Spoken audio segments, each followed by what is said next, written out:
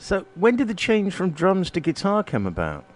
Well, I was always bouncing back and forth, and with Cash, we did a record, and that was the main record. I went from drums to playing guitar and singing in a band called Street Player. We had a deal with Areola, but before then, I was always bouncing back and forth but for some reason, I only got jobs as a drummer.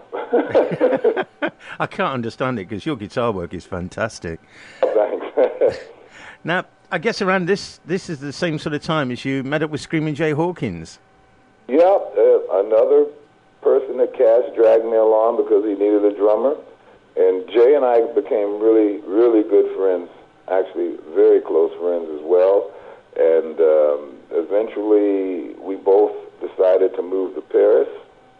And he moved to Paris, and I helped him start a band because at that time that's when I got the job with Luther Allison, so I stopped playing with Jay.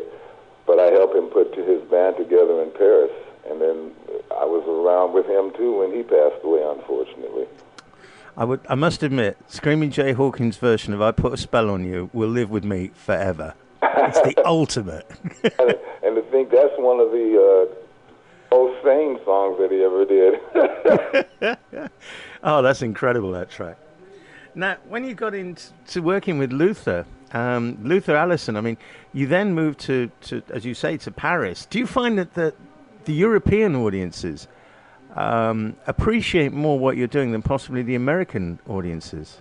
Well, at least at that time they did.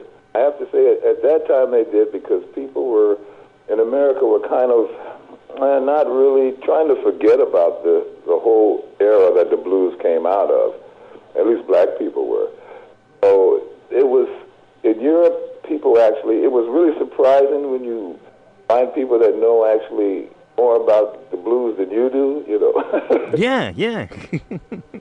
But it was really inspiring at the same time and gave you a sense of how important this music actually is.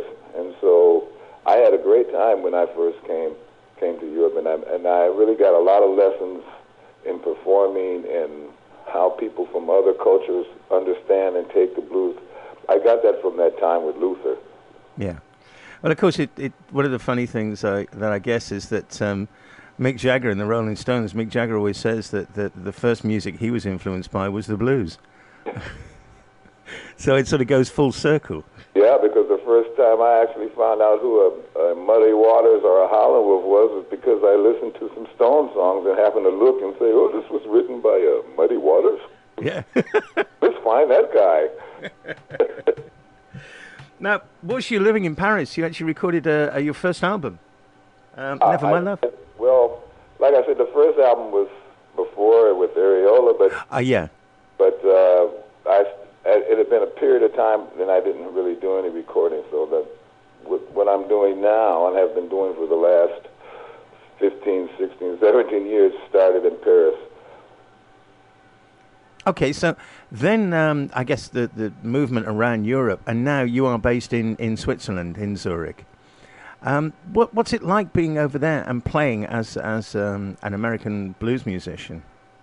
Well, it's the same too, you know. It's although we're playing in quite a few other countries, but we do quite a few concerts in Switzerland, and it's the same. People like the blues, they understand the blues, and they really, you know, they like it. It's kind of a novelty, of course, but they do respect the blues, and Switzerland's a little strange.